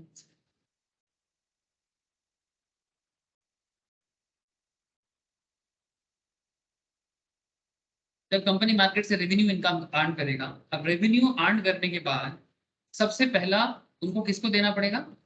मतलब जो भी अपना खर्चा वगैरह माइनस करने के बाद, डिप्रिसिएशन वगैरह माइनस करने के बाद इंटरेस्ट वाले को देना पड़ेगा। मतलब इंटरेस्ट किसको दिया जाता है? डिवेंचर को दिया जाता है या लोन को दिया जाता है। सेम कॉन्सेप्ट है, प्राइवेट कंपनी इशू करे तो डिवेंचर, तो बैंक करे तो लोन। ठीक है, सरकार करे तो बॉन्ड, बस ये नाम का फर्क हो जाता है, नेचर ऑलमोस्ट सेम है, थोड़ा बहुत रीजन के साथ। Now the big question is कि सर यहाँ पर प्रेफरेंस और प्रेफरेंस कहाँ है? सर ये टैक्स देख पा रहे हो, सरकार इंटरेस्ट देने के बाद, मतलब डिवेंचर का इंटरेस्ट देने के बाद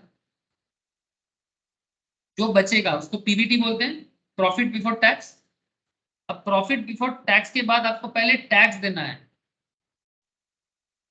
फिर कुछ बचे, जैसे रिलायंस यहाँ पर 28,000 23,000 करोड़ का टैक्स दे रहा है, इसके बाद अगर कुछ रहता है तो प्रेफरेंस को मिलेगा।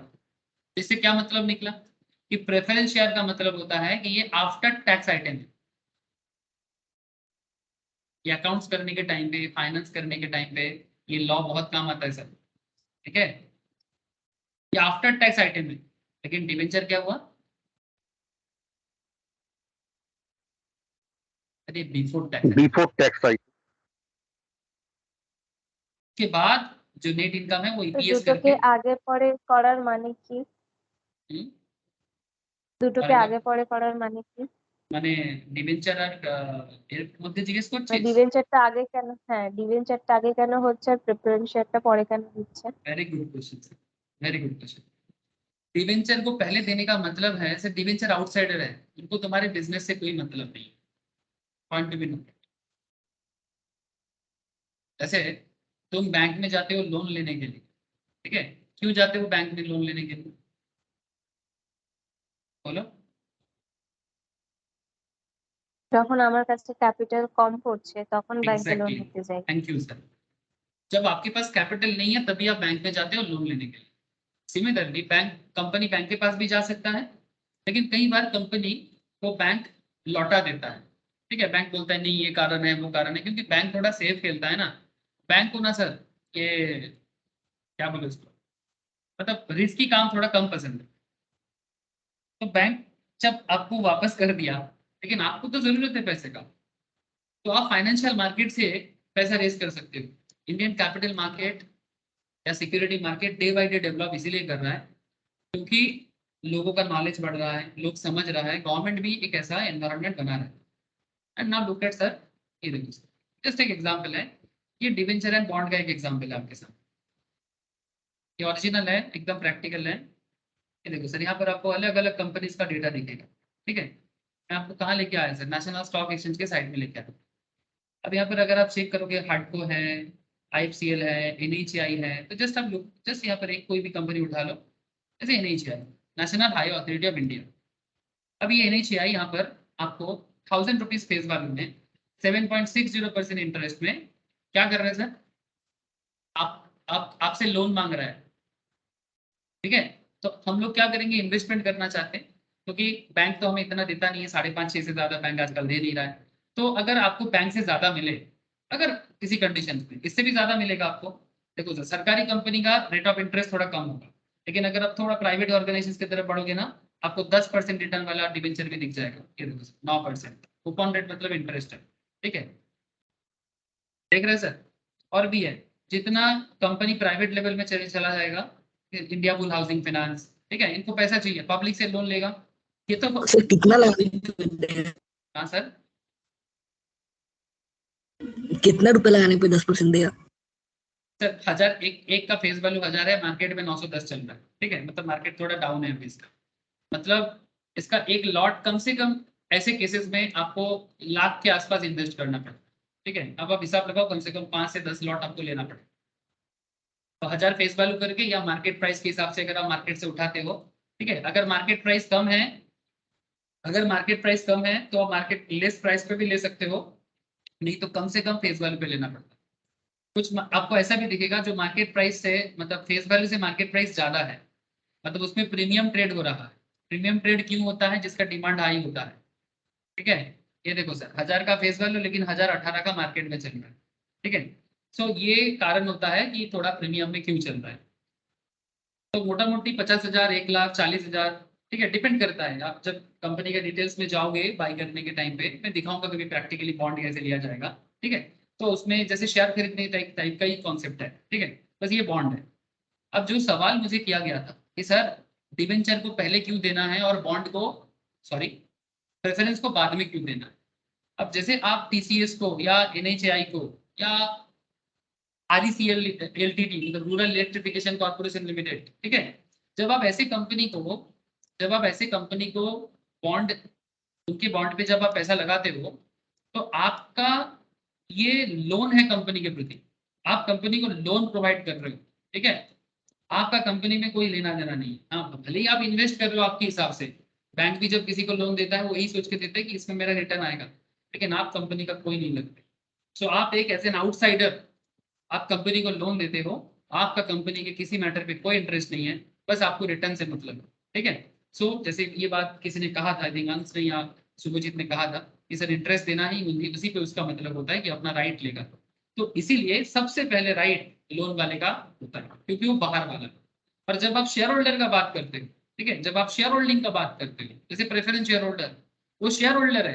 जैसे रिलायंस में अगर आप प्रेफरेंस शेयर होल्डर होते हो, अगर रिलायंस प्रेफरेंस शेयर इशू करता है तो, ठीक है, तो शेयर होल्डर का मतलब क्या, आप मालिक हो लेकिन प्रेफर्ड मालिक मतलब इक्विटी से पहले आपका अधिकार होगा, लेकिन प्रेफरेंस वाले मतलब आप कंपनी का सिर्फ प्रेफरेंस में साथ हो, ठीक है, 12%, 14%, 10% ऐसा रेट दिया जाता है। तो बाहर वाले का अधिकार सबसे पहले, मतलब इसीलिए रूल यही है कि पहले लोन का इंटरेस्ट चुकाओ, उसके बाद सरकार लेता है। इवन सरकार भी पहले नहीं लेता, गवर्नमेंट भी पहले नहीं लेता, गवर्नमेंट का भी टैक्स इंटरेस्ट के बाद आता है, उसके बाद प्रेफरेंस को मिलता है, फिर जाके कुछ बचे तो इक्विटी वाले को मिलता है। सर ये रीजन काम करता है, ठीक है, because loan is an obligation. Sir इसमें भी एक लीगल लैंग्वेज है, लोन आपका लाइबिलिटी है, शेयर आपका लाइबिलिटी नहीं। तो कंपनी सबसे पहले लोन का लाइबिलिटी चुकता करेगा, उसके बाद शेयर होल्डर के प्रति उनका लाइबिलिटी आएगा, बिकॉज शेयर होल्डर तो अपने लोग हैं, तो अपने लोगों के प्रति लाइबिलिटी पहले है कि बाहर वाले के प्रति लाइबिलिटी पहले। हाँ स्नेहा बोलो। बाहर बाहर वाले वाले के के लिए। लिए। सही बात है सर, ठीक है, एकदम बेसिक सेंस काम करेगा sir.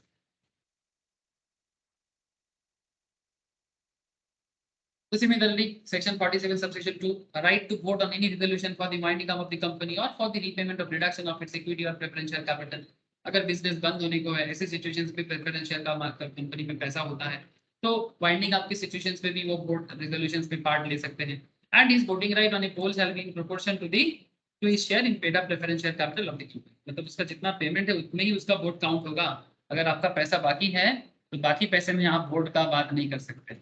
Proportion of voting right according to first provision to section 47 subsection 2 कहते हैं the proportion of voting rights of the equity shareholder to the voting rights of the preference shareholder shall be in the same proportion as the paid up capital in respect to the equity share bears the paid up capital in respect of the preference share। मतलब कुछ ऐसा है कि जब company vote लेता है तो उसमें वो प्रोपोर्शनेट क्रिएट करता है कि भाई टोटल अगर मेरा 100% है तो इसमें इसका प्रोपोर्शन कितना। इसमें first provision of section 47 subsection 2 कहते हैं कि proportion of voting rights of equity shareholder to the voting rights of preference shareholder shall be in the same proportion as the paid up capital in respect of equity shares bears to the paid up capital in respect of the preference share।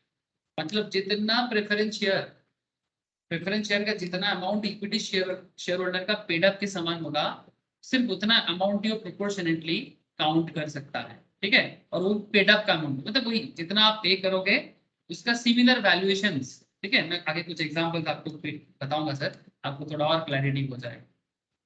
ये fourth point थोड़ा देखिए, consequence when dividends are not paid to preference shareholder। अगर preference share holder को dividend payment नहीं होता तो क्या होगा। तो इसमें सेक्शन 47 सबसेक्शन 2 कहते हैं कि where dividend in respect of a class of preference share has not been paid for a period of 2 years or more, then such class of preference shares shall have a right to vote on all the resolution placed before the company।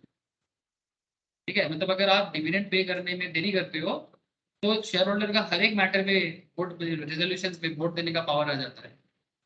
अब अगर preference share वाले भी हर matter में vote देने के लिए ready हो जाए ना, कंपनी मुश्किल में पड़ जाता है, ठीक है। इसीलिए प्रेफरेंस शेयर होल्डर को भी टाइम पे डिविडेंड पे करना जरूरी पड़ता है, ठीक है। और अगर देखो कंपनी जब डिविडेंड पे करने में देरी करता है, इसका मतलब ये होता है कि कंपनी कहीं ना कहीं फेलियर हो रहा है टाइम पे पेमेंट करने में, ठीक है। So from the above provisions, it is clear that in case of equity shares other than equity shares with differential voting rights, DVR जो मैंने लास्ट दिन भी डिटेल्स में थोड़ा बताया था, आज भी बोलते बोलते बताया, ठीक है, each share holder is entitled to vote, ठीक है, each share holder is entitled to vote on any resolution placed before the company, जो भी रिजोल्यूशन कंपनी प्लेस करेगा, कहाँ करेगा, एजीएम में करेगा, ईजीएम में करेगा, ठीक है। अब देखो ये एजीएम ईजीएम का खबर कहाँ मिलता है,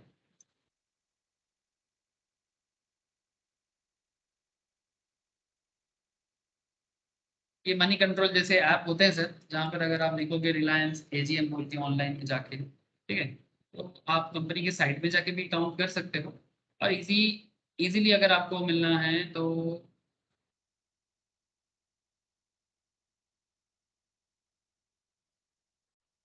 यहाँ पर एजीएम ईजीएम बोल के ही ना एक हेडिंग होता है, ये देखो सर, कॉर्पोरेट एक्शंस बोल के एक हेडिंग होता है, उसके अंदर आपको board meetings, AGM, EGM, dividends, bonus, fleets, rights, ये सारे चीज प्रैक्टिकली चेक किया जाता है। कौन चेक करता है सर? मनी कंट्रोल तो एक स्टॉक मार्केट या इन्वेस्टमेंट एक ऐप है सर, ठीक है, जिसके थ्रू से लोगों को इन्फॉर्मेशन मिलता है। अब क्वेश्चन इज दैट कि लोगों को ये इन्फॉर्मेशन क्या काम आता है, क्योंकि कौन से मीटिंग में क्या डिस्कशन हो रहा है, उस पर कौन क्या वोट दे रहा है, इसके ऊपर डिपेंड करता है कंपनी का शेयर का, ठीक है। इस शेयर का दाम बढ़ेगा गिरेगा, कंपनी का प्रॉफिट बढ़ेगा गिरेगा, ठीक है, ये सभी चीजें डिपेंड करता है सर। तो अगर आप यहाँ पर एजीएम ईजीएम में क्लिक करते हो ना, तो कंपनी का ये देखो एजीएम ईजीएम का लास्ट एजीएम कब किया था, last Reliance industries was held on March 9 2022, ठीक है। यहाँ पर और भी लिस्टेशन है सर, ठीक है, कि किस तरह का एजीएम हुआ था, एजीएम हुआ था कि नहीं हुआ था, ठीक है। सो ये बेसिकली पेमेंट, यहाँ पर देखो आप कि अगर किसी का पेमेंट बाकी है, देखो पेमेंट ऑफ फर्स्ट कॉल, ठीक है, इंक्लूडिंग प्रीमियम पेमेंट करो, ठीक है, कॉल बाकी है, एप्लीकेशन अमाउंट या कॉल अमाउंट बाकी है, जिसका शेयर का अमाउंट मतलब कंपनी का शेयर तो लिया है बट अभी भी अमाउंट बाकी रखा, तो कंपनी बुलाएगा भाई आओ पेमेंट करो, मीटिंग में सब ये सब बात करते हैं।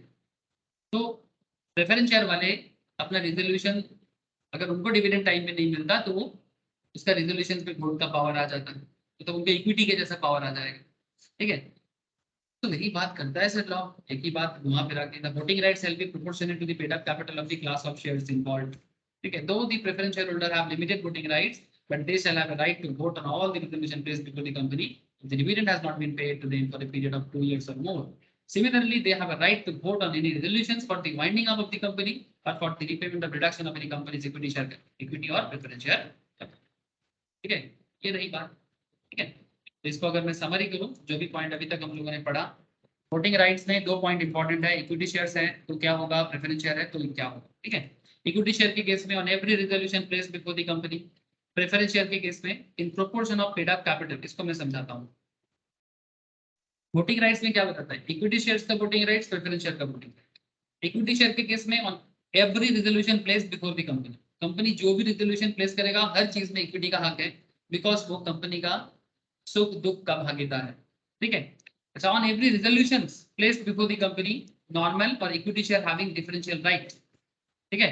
On every resolution placed before the company, इसमें नॉर्मल जो शेयर होल्डर है, नॉर्मल मतलब डिफरेंशियल वोटिंग राइट वाला नहीं है। जैसे आपको टाटा का देखा है ना, कि टाटा का दोनों नजर आता है, टाटा का दोनों नजर आता है। एक हो गया देखो, एक टाटा मोटर्स शेयर बोल के मैं लिखता हूँ और एक डीबीआर बोल के लिखूँ। जैसे मैंने डीबीआर लिखा 224 चल रहा है, ठीक है। अगर मैं यहाँ पर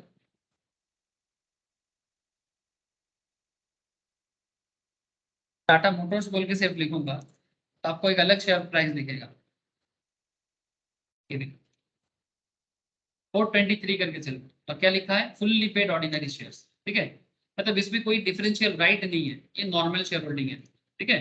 इसमें भी वोटिंग राइट्स नॉर्मल होता है, लेकिन डिफरेंशियल वोटिंग राइट में voting right as per pre decided concept चलता है, ठीक है।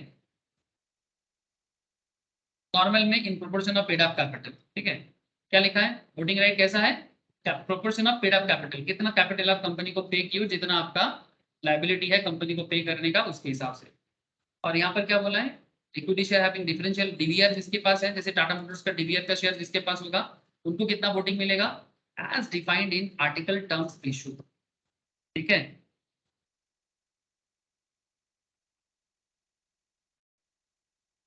वोटिंग राइट्स प्रेफरेंस शेयर के लिए क्या है, इन proportion of paid up capital, वही सेम बात कि जितना कैपिटल का प्रोपोर्शन है, जितना टोटल वोट का काउंट होगा उसके हिसाब से दिया जाएगा।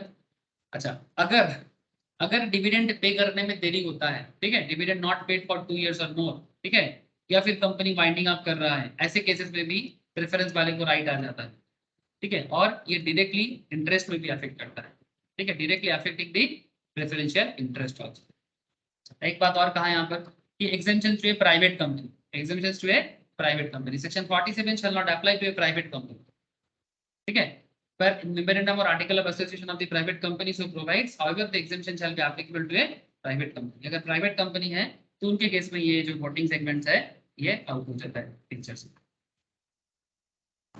सर बोलो सर। अगर मेरे पास इक्विटी शेयर है जिसका एप्लीकेशन अलॉटमेंट पेड है, फर्स्ट और सेकंड कॉल ड्यू है, तो हमको कितना वोटिंग राइट मिलेगा उसमें? सर अगर आप फुल्ली पेड नहीं करते हो, ठीक है, तो नॉर्मली वोटिंग राइट्स मिलता नहीं है इन जनरल, ठीक है, लेकिन अगर आपका पूरा अमाउंट पेमेंट नहीं हुआ है, ठीक है, तो जो भी आपका एज पर दी कंपनीज मैनेजमेंट, ठीक है, वो डिसाइड करेगा कि कितना पेमेंट बाकी है, जितना आपका शेयर होल्डिंग। अगर आप कंपनी का 10% शेयर होल्ड करते हो, ठीक है, आप अगर कंपनी का 10% शेयर होल्ड करते हो तो 10% का जितना वैल्यू होता है उतना काउंट करेगा। नॉर्मली क्या होता है कि वोटिंग में मुझे ज्यादा मौका मिलेगा बताने का कि अगर आप 10% शेयर होल्ड करते हो तो आपका परसेंटेज ऑफ वोटिंग भी 10% काउंट होगा।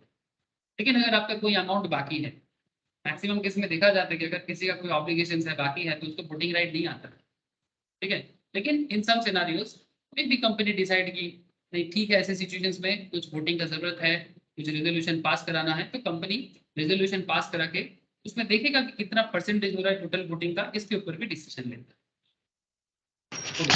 স্যার हाँ सर बोलो। হ্যালো স্যার আচ্ছা हाँ बोलो। বলছি স্যার কারো যদি শেয়ারের টাকা বাকি থাকে তাহলে সে কি কোম্পানি ওনার হিসেবে গণ্য হবে স্যার? सर ओनर के हिसाब से जरूर उसको माना जाएगा, लेकिन आपका एक लिमिटेशन रहेगा, एक टाइम पीरियड होगा सर। अगर आप उस टाइम पीरियड के अंदर भी कंपनी का पैसा पेमेंट नहीं करोगे तो फिर कोई केस आएगा, तो उसमें सिचुएशन केस की तरफ बढ़ेगा कि ये कंपनी का ओनर है पर कंपनी का शेयर का पैसा नहीं दिया, ठीक है, तो वो लीगल इश्यूज में चला जाएगा। आगे आगे कुछ एग्जांपल्स पढ़ेंगे ना सर, आप लोग को ये जो मन में सवाल आ रहा है ना, इस सवाल का धीरे धीरे आप लोगों को जवाब मिलेगा सर, ठीक है, कि किस सिचुएशंस में, और कुछ आप जैसे मैनेजमेंट एडमिनिस्ट्रेशन पे जब कंप्लीट हो जाएगा तब उसमें वोटिंग का परसेंटेज के ऊपर क्या कितना वोटिंग काउंट होता है, ठीक है, ये काउंटिंग भी मैं आपको डिस्कशन करता हूँ, ठीक है। पर नॉर्मली जो वोटिंग का कॉन्सेप्ट चलता है रियल में, वो भी आपको बताया कि जो जितना परसेंटेज ऑफ शेयर होल्ड करता है टोटल का, उसके हिसाब से शेयर होल्डिंग परसेंटेज डिस्ट्रीब्यूट होता है, ठीक है। अगर आप 10% शेयर होल्ड करते हो तो 10% वोटिंग, अगर आप 20% शेयर होल्ड करते हो तो 20% वोटिंग, अगर आप 1% होल्ड करते हो तो 1% वोटिंग। अब वो काउंट किया जाएगा कि टोटल कैपिटल का कितना परसेंटेज आपके पास है। अब पेड अप अगर बाकी है तो बाकी देने के लिए बोला जाएगा, बिकॉज वो एक सिनारियो है कि भाई आपका बाकी है, टाइम निकल जा रहा है, तो वो कंपनी जरूर मेंटेन करेगा, ठीक है, नहीं तो एक प्रॉपर ओनर जैसा काम नहीं होगा ना सर। बट अगर कोई मतलब एक टाइम लिमिट क्रॉस करके अपना पेमेंट नहीं करता है, ठीक है, तो फिर तो ये एक मैटर बन जाएगा सर कि कंपनी द बोर्ड में इस मैटर को लेके बात होगा कि भाई इसको मेंबर रखा जाए कि नहीं रखा जाए। স্যার हाँ। পেমেন্ট না করলে ওর কলগুলো ফরফিট করে দেয় না, মানে যা हाँ, ও যা দিয়ে हाँ এসছে যেগুলো। एग्जैक्टली सर, वही तो, उसको मेंबर रखा जाए नहीं रखा जाए ऑब्वियसली फॉरफिट हो जाएगा, ठीक है, ও আচ্ছা আচ্ছা। ठीक है, तभी तो फॉरफिचर शेयर इशू में आ जाता है, तभी तो फॉरफिचर हो जाएगा अगर आप टाइम लिमिट के बाद सर भी payment नहीं ऑनलाइन करते। में हाँ सर ऑनलाइन में कहाँ ऐसा मांगता है फर्स्ट कॉल सेकंड कॉल, वो तो एक ही बार ले लेता है। सर ये आईपीओ के केस में नहीं होता, ठीक है, आजकल जो कंपनी सेबी जो आईपीओ इशू करता है उसके केस में ये सिचुएशंस नहीं आता, ठीक है, लेकिन जब प्राइवेट कंपनी हो या फिर कंपनी जब राइट इशू करता हो या फिर इंटरनल कंपनी जब शेयर इशू करता है, ठीक है, ऐसे केसेस में आ जाता है। लेकिन आईपीओ के केस में कंपनी सारा अमाउंट आपसे एक ही बार में देती है लॉट के हिसाब से। लेकिन फार्दर इशू में, ठीक है, जब कंपनी का शेयर होल्डर अब एक बार बन जाओ उसके बाद कंपनी फार्दर इशू करता है तब कंपनी इस तरह से कर सकता है। प्राइवेट कंपनी तो पार्ट बाय पार्ट लेता है। पब्लिक कंपनी के केस में भी जब कंपनी राइट इशू करता है, farther follow on public offer करता है, तो कंपनी पार्ट बाय पार्ट भी लेता है। और प्राइवेट प्लेसमेंट भी होता है। प्राइवेट प्लेसमेंट जैसे मानो कि आप कंपनी को मार्केट से नहीं खरीदा, ठीक है, जैसे राकेश झुंझुनवाला बड़े बड़े जो शेयर होल्डर होते हैं ना, वो मार्केट से हम आप जैसे नहीं खरीदते, कंपनी के प्राइवेट प्लेसमेंट के थ्रू से खरीदता है, ठीक है। झुंझुनवाला जी चले गए लेकिन बड़े बड़े जो शेयर होल्डर होता है, जो जिनके पास बहुत पैसा होता है, ठीक है, जिनको मतलब आप मतलब हाई नेट वर्थ इंडिविजुअल्स कहा जाता है, वो प्राइवेट प्लेसमेंट के थ्रू से खरीदता है, तो उनके बीच में एक कॉन्सेप्ट चलता है कि भाई टोटल मानो फेस वैल्यू 10% है, मार्केट प्रीमियम इतना है, ठीक है, तो वो सेटलमेंट करते हैं कंपनी के साथ। अब कंपनी को पैसा चाहिए सर, ठीक है, अगर किसी से कंपनी को 50 करोड़ मिलता है तो 50 करोड़ में वो बोलता है कि सर देखो 50 करोड़ में से अभी आप 25 करोड़ रखो, ठीक है, बाकी कॉल के हिसाब से लेना, ठीक है। तो ये सेटलमेंट करता है बड़े बड़े हाई नेट इंडिविजुअल्स के साथ कंपनी करता है। छोटा मोटा केस में ये सब मैटर को उतना मतलब उतना कंपनी मैटर नहीं करता, तो छोटे छोटे शेयर স্যার होल्डर এই के लिए সিকিউরিটিজ প্রিমিয়ামের কনসেপ্টটা কি? মানে ডিমান্ড বেড়ে গেলে তখন প্রিমিয়ামটা বেড়ে যায়। एग्जैक्टली कंपनी के गुडविल के ऊपर बेस करके प्रीमियम बढ़ता है। मार्केट में उस पर्टिकुलर कंपनी का एक शेयर लेने के लिए जब सभी कोई पागल हो, तब उसका शेयर मार्केट में हाई रेस दाम पे आ जाता है,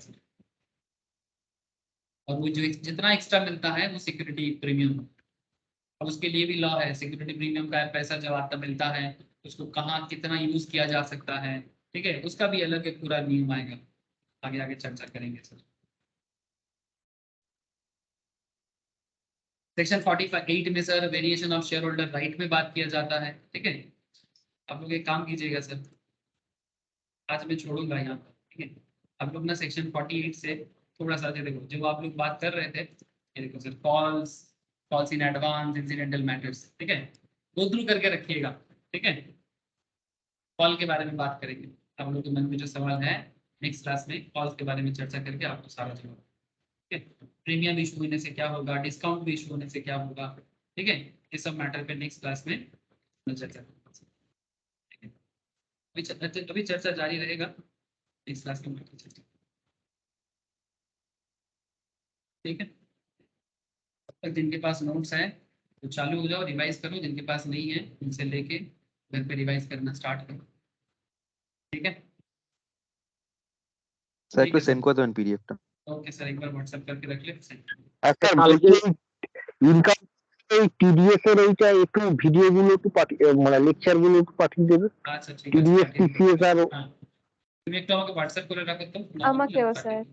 ওকে আমি পাঠিয়ে দেবো, ঠিক আমার মাথায় আছে, ঠিক আছে। আমি পাঠিয়ে দেবো, ঠিক হ্যাঁ। আছে, ঠিক है सर। ঠিক আছে স্যার গুড নাইট বলছিলাম স্যার, রাখলাম। কালকে